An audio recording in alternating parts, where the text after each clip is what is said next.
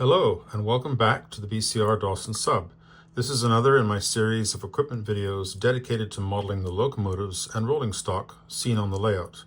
These videos will review the prototype equipment seen on the British Columbia Railway during the 1970s and my efforts to model it in N scale. Where possible, I'm also offering comments with respect to HO scale options for these cars.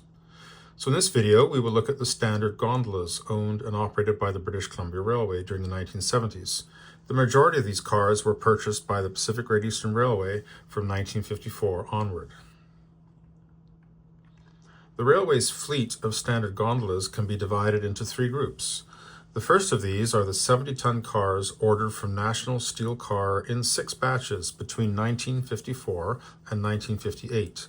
These were 52 foot 6 inches in length, that's the inside length, and they were of riveted construction with minor differences between batches, mostly in the outside bracing. These 6 orders totaled 175 cars, and they replaced older 41-foot cars that had been in service for many years.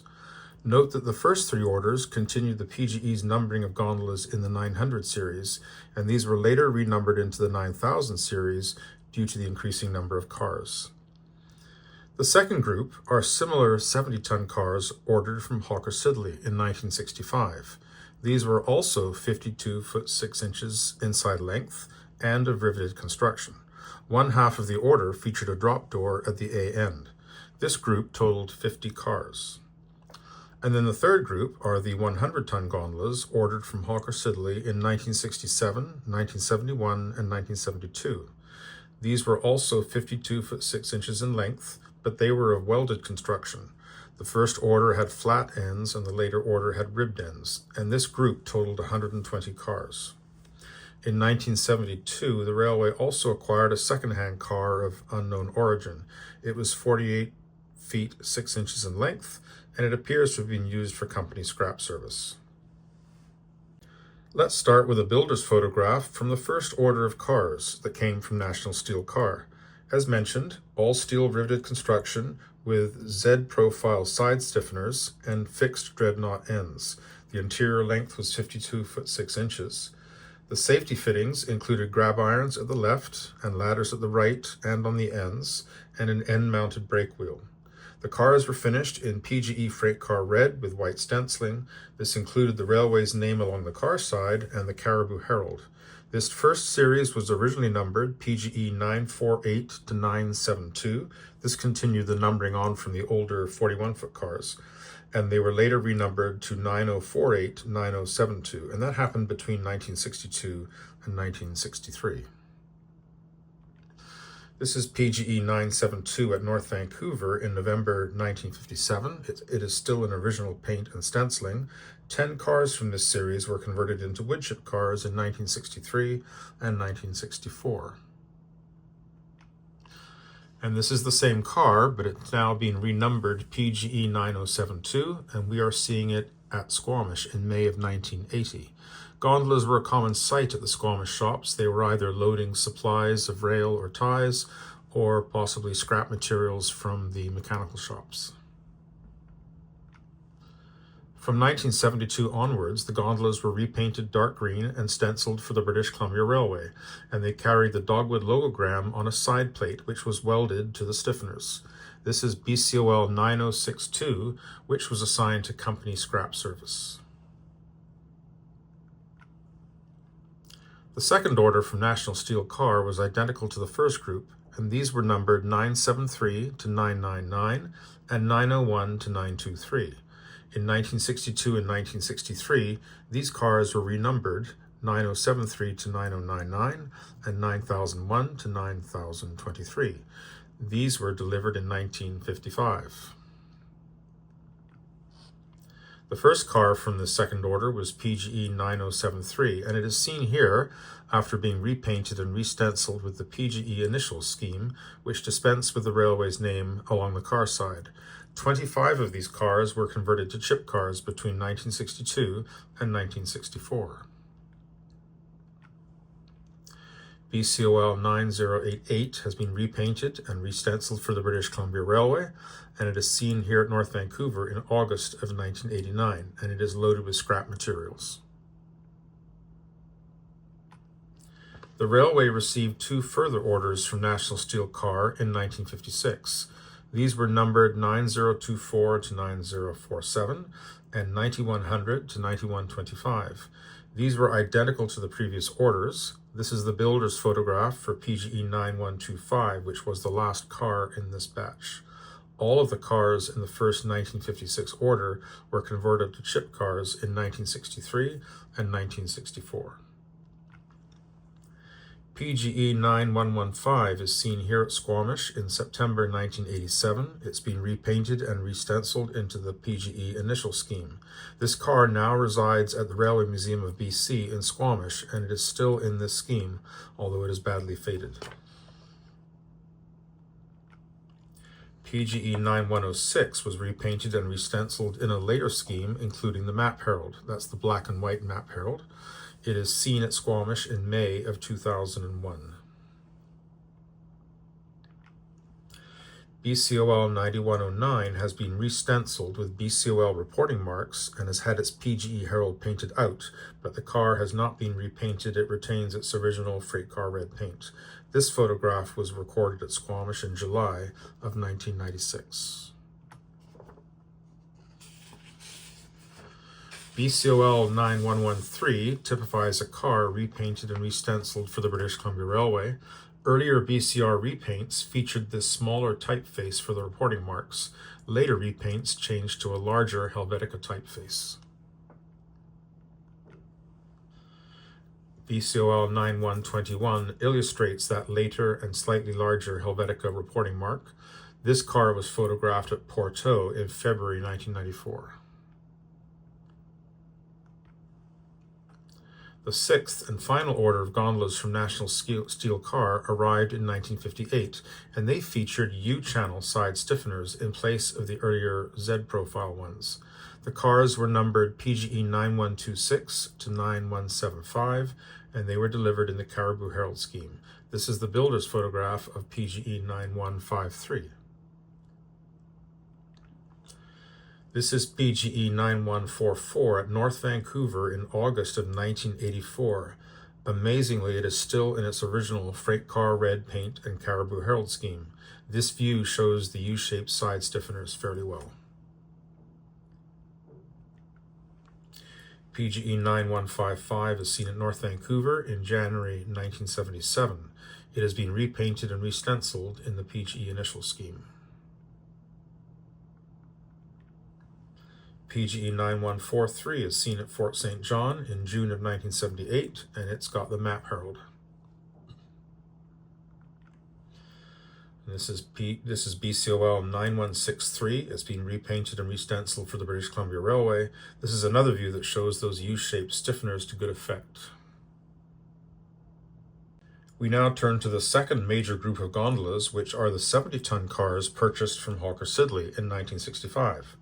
Like the later NSC cars, these were of riveted construction with U-channel side stiffeners, but they featured different ends. Another difference was the tie-down clasps, which were underneath the top cord rather than on the sides of the car. This photograph shows PGE 9208 from the first series in the original scheme with black paint and white stenciling, including the PGE initials and circular reflectors. Another car from the first HSC series, still in original paint and stencil in 1993. This photograph offers a good view of the HSC end, which differed from the dreadnought end on the earlier cars built by National Steel Car. And this photograph shows the first car from the first HSC series, PGE 9201 in 1987.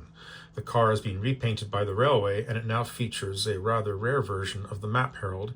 This is one that was developed specifically for black cars. It's also seen on tank cars. While records list the first series as having fixed ends, photographs would appear to indicate that they had drop ends at either end of the car. This is supported by evidence that they were seen most often in rail service. Possibly the cars were modified after delivery. BCOL 9211 has been repainted for the British Columbia Railway with a dogwood logogram, and it's been applied to a plate welded to the side stiffeners. This view offers a good look at the B end of the car, which includes the corner brake lever. These cars did not have brake wheels. This is PGE 9402 from the second HSC series. These were finished in the same paint and stencil scheme as the first series, and they were listed as having a drop A end. PGE 9408 is loaded with rail at Squamish in May of 1980. The A end has been lowered to accommodate the load. The car remains in its original paint and stencil scheme. PGE 9419 is seen with a lowered end in 1980. This car has also been repainted by the railway, and it has that rare version of the map herald I alluded to earlier. BCOL 9046 is seen at Lillooet in 1995. Note that the dogwood logogram has been applied directly to the car sides, and the railway's name has been divided over 2 panels as a result. And BCOL 9414, also at Lillooet in August of 2003, loaded with rail. By this date, cars had been modified for continuous welded rail service, and I believe that both ends had been removed at this point. The third major group of gondolas are the 100-ton cars received from Hawker Siddeley in 1967, 1971, and 1972. These cars were of all welded construction with heavy top cords and side stiffeners. They rode on 100-ton roller-bearing trucks with 36-inch wheels. The first order was numbered 9301 to 9320, so only 20 cars, and they featured fixed flat ends with a brake wheel at the B end. This order was finished in PGE freight car red with white stenciling, including the black and white map herald. This is the builder's photograph of PGE 9305. The first car from this series, PGE 9301, is seen at North Vancouver in August of 1971. The car is carrying a fiberglass cover for copper concentrate service. The cars have been retrofitted with triangular brackets which guide the covers into place when they're lowered onto the car. PGE 9311 is seen at Squamish in September of 1987, and it is still in original paint and lettering. The second series of 100-ton gondolas came from Hawker Siddeley in 1971, shortly before the railway's name change. This series featured a revised end with 3 ribs. They were finished in dark green with white stenciling, including the revised black, gray, and white PGE logogram. This series was numbered PGE 9321 to 9375, and this is the builder's photograph of PGE 9333. PGE 9349 is seen shortly after delivery at Fort St. John in July of 1971. The large white decal below the grab irons at left, that's the builder's decal, and the large rectangular stencil on the second panel is the logo for the nailable steel floor. This was also seen on gondolas of other railways that had this feature. This is PGE 9323, which I photographed at Darcy in March of 1987. Brackets for the copper concentrate covers can be seen on at least 2 corners of the car. BCOL 9332 has been repainted for the British Columbia Railway, and it's got the dogwood logogram applied directly to the car sides. The car is in copper concentrate service, and it's carrying a later version of the fiberglass covers. These were manufactured by a company called Equipt.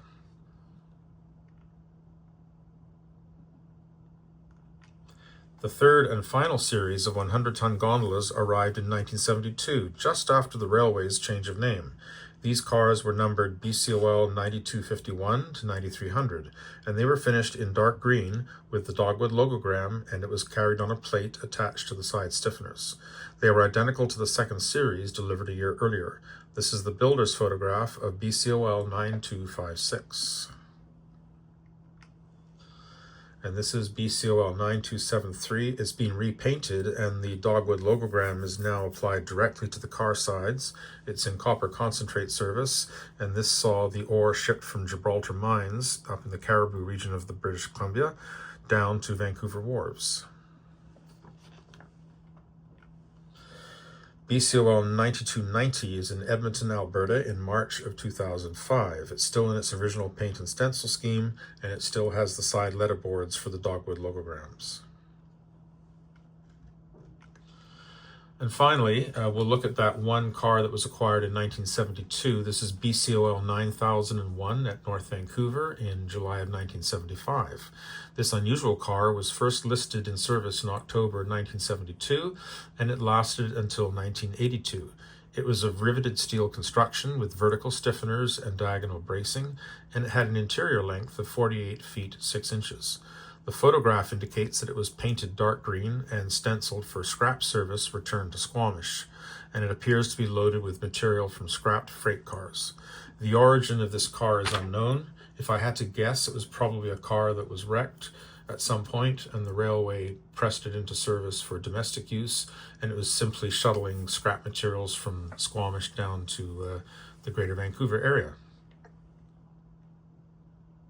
Let's turn our attention now to modeling some of these cars. Numerous manufacturers have offered models which are similar in appearance to the railway's riveted gondolas, and in some cases, they have been offered in PGE or BCR paint. I won't attempt to document them all here, but I'll provide a few examples. What you see here is a Proto 1000 52-foot 6-inch gondola in HO scale, which is painted and lettered for the British Columbia Railway. It is not quite the correct car, but it would be a decent stand-in. The dogwood logogram has been applied directly to the car side, including over the stiffener rather than on a side plate. Rapido Trains offers this HO scale model of an NSC riveted gondola, which is very close to the PG BCR cars. It is actually lettered for the later Hawker-Siddeley series, which had drop ends, and the model has these.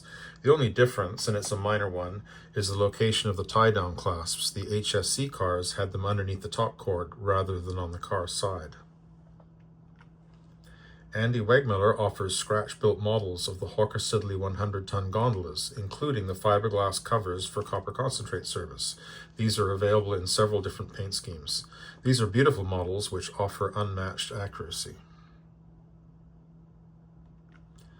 I will now share my efforts to model the PG BCR gondolas for my own layout. My first gondola models were built some 30 years ago, and they were kit-bashed from the Concours 50-foot gondola model.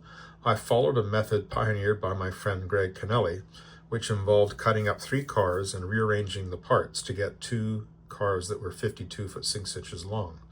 While the profile of the side tapers was not correct, and the models were too narrow and too high, they yielded a reasonable facsimile at the time.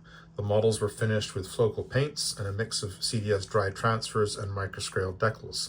3 different paint schemes are seen here. This overhead view of all 8 cars shows the interior. I've since replaced these models with more accurate representations based on the Prairie Shadows models, which are the same car that Rapido offers in HO scale. And here are those newer Prairie Shadows models. They are an N-scale version, as I mentioned, of the HO scale model offered by Rapido Trains, and they represent NSC cars with drop ends. For our purposes, everything is correct for the PG BCR cars except the ends. Briggs models offered 3D printed replacement ends, which includes the corner posts and the brake wheel and the necessary ladders. These photographs show the factory ends and corner posts filed away and the replacement ends installed. I detailed the models with etched brake wheels, end platforms, and grab irons from gold medal models, and I fashioned cut levers from brass wire. I also installed styrene letterboards for the cars to be finished in the BCR dogwood scheme. The cars were then painted, 4 in dark green for the British Columbia Railway and 2 cars in PGE Freight Car Red. My friend Philippe White created custom decals for my cars. Prior to printing the decal artwork, I test fitted the artwork to the cars using a paper printout. The 6 cars are seen here after applying the decals. And here are the 6 cars after final weathering. These represent the earlier National Steel cars with the Z's channel stiffeners. This is PGE 9115 in the PGE block scheme. I shared a photograph of this prototype car earlier in this presentation. It now resides at the Railway Museum of BC in Squamish. PGE 9106 was finished in the map scheme, and a photograph of the prototype car was also shared earlier. BCOL 9063 is one of 4 cars I completed in the BCR Dogwood scheme. This car was stenciled for OCS scrap service. The scraps load is a resin casting from fine and scale products. BCOL 9091 is pictured with a load of ties and a tie loader. The ties are resin castings from fine and scale products, and the tie loader is a GHQ Models pewter kit, which I have retrofitted with a grapple from Railway Express Miniatures. Briggs Models also offered replacement ends for the later Hawker Siddeley riveted gondolas, so I elected to model 6 of those. The HSC ends were different from the NSC ends which came with the Prairie Shadows models. I modeled 2 cars from the first series and 4 from the second series. As these cars were largely devoted to rail service, I chose to complete some of them with the ends lowered. 5 of the models were painted black and 1 was painted dark green. The lower photograph shows them after decals have been applied. And here are the 6 completed models. The 4 cars loaded with rail are operated as a separate work train in rail relay service. This is PGE 9208, completed in the original black scheme with PGE initials. This car is from the first series. PGE 9422 is from the second series and was completed with both ends folded down. The rail load is from fine and scale products. PGE 9419 was completed in its black map scheme. Again, both ends are lowered for rail service. Briggs Models offered 3D printed kits for both versions of the 100-ton welded gondolas. I believe these might have also been offered in HO scale. This is the first series with flat ends. I've added etched grab irons, sill steps, and brake wheel, all from gold medal models. This model was completed as PGE 9311. There were only 20 cars in this series, so I only modeled 1 car. This sequence of photographs shows 4 cars with the later ribbed ends under construction. Flat steel weights were concealed between the underframes and the car bodies. 2 cars were finished in dark green with PGE black, gray, and white map heralds to represent the 9321 to 9370 series, and the other 2 were finished in the BCR Dogwood scheme to represent the BCOL 9251 to 9300 series. And here are those 4 cars after completion. The custom decals include the large builder's decal and the NSF logogram. I'll close with a few photographs of some of my gondola models in service on the layout. I typically include at least 1 work train during each operating session, and I usually cycle between rail relay, tie, drop, reclaim, and ballast trains. Here we see a rail relay train crossing the Cascatinaw River. The consist includes 4 9400 series drop-end gondolas. And here we see several 9100 series gondolas in tie reclaim service. The operator of this train will physically pick up the tie stacks within the train's work limits and place them in the cars. And this is an example of a practical work train during an operating session. As always, I wish to thank the individuals who have kindly provided their photographs for inclusion in this presentation. This includes an image from C. Robert Craig Memorial Library, which can be viewed online at the link provided here, and the Railway's collection of builders' photographs, which now reside at the Railway Museum of BC in Squamish. I also wish to thank the people who've helped me with finishing my models. The resin, scrap, tie, and rail loads are all available from fine and scale products. You can check out their product offerings at the link offered here. Thank you for watching, and I hope to be back with another equipment video soon. Until then, peace be with you.